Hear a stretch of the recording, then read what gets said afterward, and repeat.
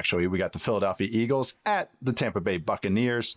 The Bucs are 3.5-point home dogs, which is always interesting. Should be a warm day in Tampa at Raymond James Stadium. That the cannon's gonna have a little bit of sweat on it. But this is this match, this battle, even though they're not the same division, and because they've won a lot of games the last few years, has a little bit of history to it, which I'm very excited to dive into. So we'll start with the one side of the ball that has a lot of history. That is when the Eagles have the ball. Jalen Hurts versus the Boogeyman, Todd Bowles. I think that's where we start. Charles, is that what you're leading off with in this game, or is there anything else, or this side of the ball, or anything else grabbing your attention?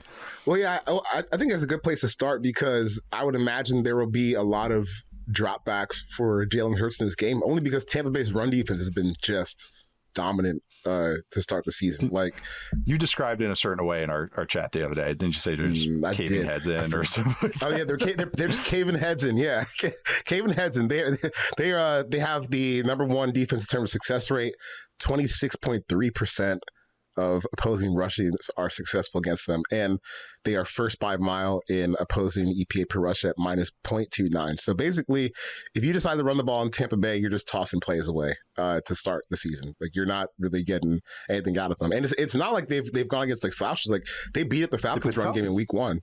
Yeah, like they absolutely shut them down. So this defense is for real, and I would imagine that in this state they'll probably give the Eagles some problems up front, and the Eagles' run game has been good again this year. They've actually been like less explosive but more consistent on a down-and-down basis this year.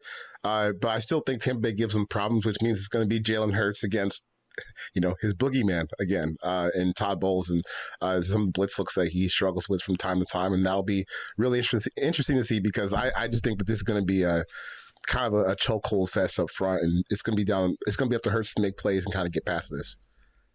Yeah, and Lane Johnson is playing, but Landon Dickerson's banged up still. It just looks like it. And Tyler Steen is fine at right guard. So Vita Vea against those guys, that's going to be just a fun little. John Simpson for the Jets versus Vita Vea last week was like a grizzly bear match.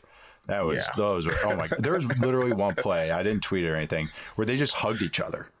And they both were tried to kind of wrestle the other one down, and they kind of just stalemated. So it was a weird football play where it looked like 340-pound men are just hugging each other as there's chaos going on around. But I know what they were both doing. They're both trying to fight, but neither budged. But no, that's going to be, I think, super interesting with this matchup. The Bucs have so many cool young defenders right now. I think it's one of those things where Antoine Winfield, he's not new, Antoine Winfield Jr., but when he makes plays, it's like, oh yeah, one of the best defenders in the league, and I kind of just forget about you sometimes. But then Jacob Parrish, their slot's really cool. They got a couple cool DBs going on. Tyke Smith, he kind of plays in the box for them. They're just they're figuring out, how to hide Levante David a little bit. But I actually thought David did some nice things last week against the Jets. And then up front, you mentioned we got Vea, of course, but then Yaya Diaby's bringing some juice. I think Hassan Reddick has been really kind of inspired this year, even against the run. He's had a couple nice. He lost a lot of money last year, Got to get that back. it's like we always make the joke, but permanent contract year Hassan Reddick for the rest of his career. That is going to be his mindset the rest of his career. But the main event of this, like you mentioned, is going to be Jalen Hurts versus Todd Bowles, and what their game plan is. The whole Eagles offense. He just has found a way to make Hurts not feel comfortable back there. At first, it was you can kind of chalk up some things to early playing Hurts. I think the first time they played in the playoffs, Hurts was so young in his career, all that. But then ever since then, they've kind of it seems like they always catch the Bucs at a weird time. But they've played 3 times since Hurts has taken over as starter. And I looked it up and I was like, are we just making a big deal of Hurts' performance, or is this everybody?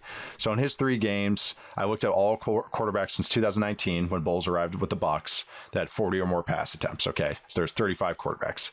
Hurts ranks 28th in dropback success rate, 37%. He has an EPA per dropback of negative 0.12, which ranked 27th. His completion percentage, which actually is something Hurts always kind of gets because he'll hit some stuff underneath, 57%, which ranked 31st. He's taken 9 sacks. His 8.8 sack rate is 30th. which actually isn't that crazy. Actually, that's kind of like in line what he has. 71.5 passer rating. Doesn't scramble as much as you would think, but I'm going to talk about that. A quarter of his throws, he throws outside the pocket, meaning he's getting flushed outside, and then ranked 30th in net yards per attempt. It's just this is what he does. And this is the heat chart, if you're watching the YouTube show, of Todd Bowles versus Jalen Hurts and Hurts' career when he brings a blitz. And you can just see it's a lot of going left and finding something underneath, because that's what Bowles realizes. Hurts is a little weaker throwing to his left, like most quarterbacks to their offhand, but especially with Hurts. So he's either scrambling, throwing stuff away, or throwing something short underneath there. To the right, it's unpin the grenade and launch it. That's kind of his MO. He's going to hit something underneath, or he's going to throw a go ball to the right. Like, that has just been the career. It's apparent on eye tests and everything. I'm just curious to see. I thought Hurts did a lot better against the blitz last year. Is there a new answer for you? Or what I think they should just keep doing, what was working for him last week, was ISO ball, chuck it to Brown, chuck it to Devontae Smith, and let the run game churn. And I just understand that it's going to be a bit of a rock fight. So don't chase points. But I'm curious to see what the next step is for the Eagles offense, because this is not the easiest test for them.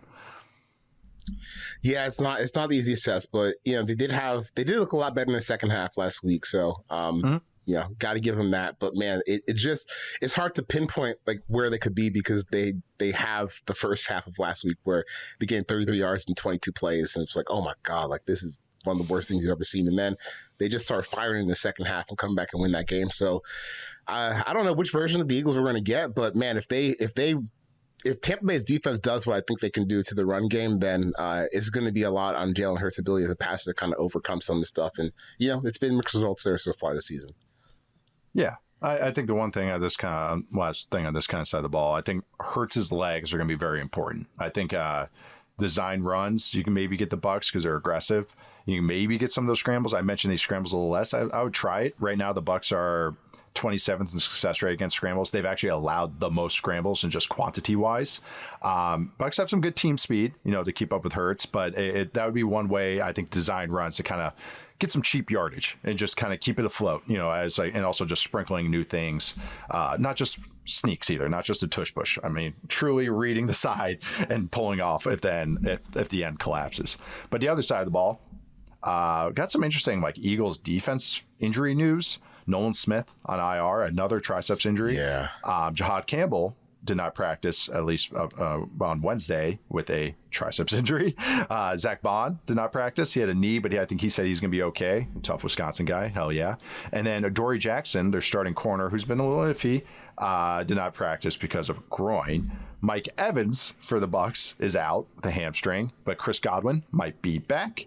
And Tristan Wirfs looks like he is back. They put him on the depth chart starting at left tackle. So you got Wirfs at left tackle, Ben Bredeson at left guard, Graham Barton back at center, who did an admirable job at left tackle, I would say. By the way, before I kick it to you, Ben Bredeson is also part of this post-Giants bump that players get. So now we got Saquon, now we got McKinney, now we got Daniel Jones, and now we got Ben Bredeson, who was a solid guard who actually did a nice job moving around. But I've been saying Darius Slayton, I don't know why you don't got to stay with the Giants forever, man. Someone pop him up. Someone get him. I know. Dude, teams have tried. I think he just likes it. He just likes it. Mr. Giant.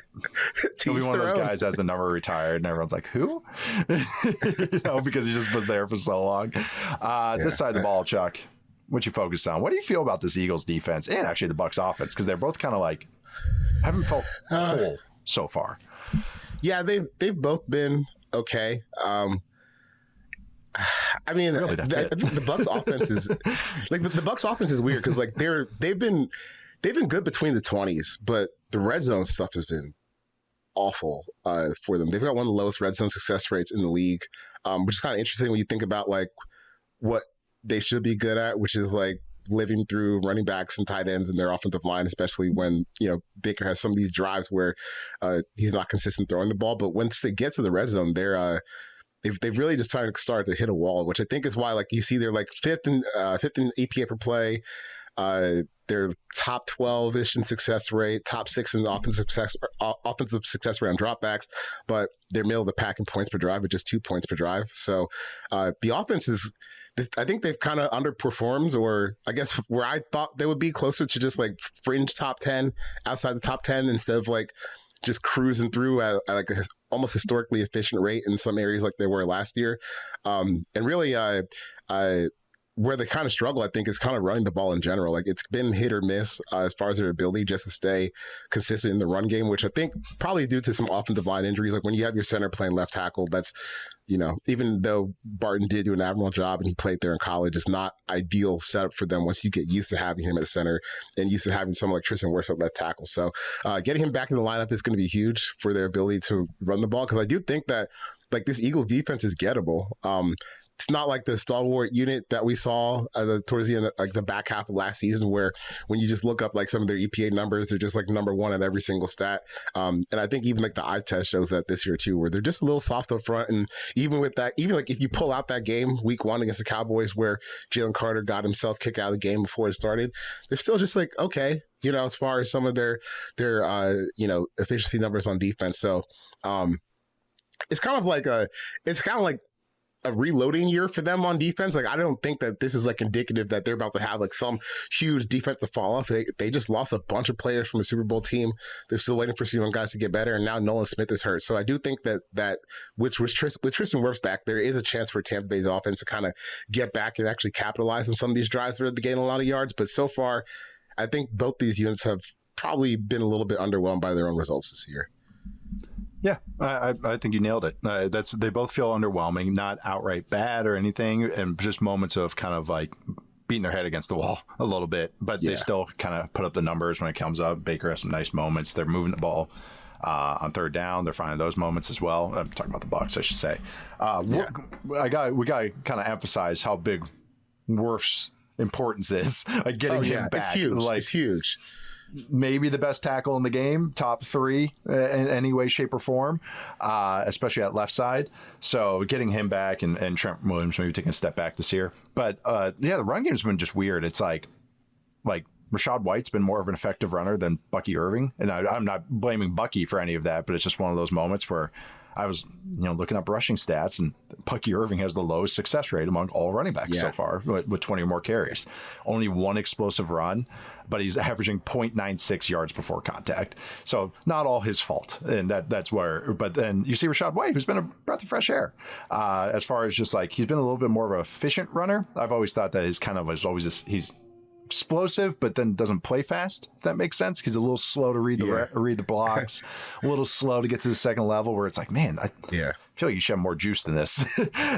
He looks like he's playing a little bit faster. So that's nice when one guy going when you kind of think he's not going to be there. But I think you nailed it, though, that this Eagles defense is gettable. They're young. I mean, this is, like you said, there's a lot of new faces. They're 27th in rushing DVOA right now. And I think you're right, where I think the Bucs can maybe kind of feel themselves a little bit in this game, especially with all these injuries. I think Jahad Campbell's had some nice moments, but he's a little slow to react in the run game right now. Like, he's letting blockers get to him. Do you see the same thing? I do. And I don't think that's surprising when he's splitting time between like the end and linebacker college. So it's going to take some time for him to get there. But what I was laughing at was, when you said Rachaad White, the first thing that comes to mind, it's like a year or two ago, Sean Alexander said Rachaad White was the best young running back in the NFL. And I was really like, over Bijan Robinson, or I don't know, like, it was just kind of an interesting take for him to have. Jahmyr Gibbs, Jahmyr Gibbs, right? I was like, what year is it? Like, am I missing something? But no, he's just a big Rachaad White fan. Like, it's coming to fruition this year, I guess. I've always liked Rachaad. I always thought he was like a kind of perfect number 2 to have. But yeah, I don't know. He's I looked it up. Like, if you just go down 15 carries, which isn't a lot, I understand this, but it's the stats I'm working with, people. He 59% success rate this year, which is first. And he has a couple of explosive runs. So I mean, there's something there. I will say though, with Campbell being banged up and a little bit slow mentally right now, he goes forward. Like, he's good running downhill. Like, it's just that when the Rams did such a good job of it, all that motion, all the jet sweep stuff, similar offense, or it should be in theory, under center stuff where he was like kind of doing the bounce, the linebacker, like they bounce up and down as opposed to making a step left or right. And I was like, ooh, and in the NFL, you're dead. Like, because then all of a sudden there's a guard right up on you, I guess there was a lot of bouncing from Jahad Campbell. So then, I always look at duo rates because I always think that's like how you that kind of speaks to that kind of middle area, the spine of the defense. And the Eagles allowed 50% success rate on duo this round. Most of that was against the Rams because that's their MO, but that's what the Bucs will run. That's what the Bucs will run with Rachaad White. So I think they have some natural answers, I think, or maybe kind of a quasi get right game, especially if Godwin's playing back. But yeah, anything on Emeka Egbuka? He's pretty fun. That could be a fun battle. Really good. Yeah. Either DeJean and Quinion against Quinion Mitchell against Emeka Egbuka. It doesn't matter if Godwin's back. Emeka Egbuka looks great, so it should be fun to watch that throughout this game. But yeah, I feel like Egbuka's had one hero catch every week this season. Like, he's so good. Oh, the one-hander was sweet against the Jets last week on the sideline. That was great. He's just I just always describe him as useful, which is like a great compliment, I think, especially for receivers. But it's like he's got even more juice than maybe I give him credit for. Where it's like, oh, you're very real. It's like him and actually Godwin compare a lot alike, which is funny. They're on the same team now.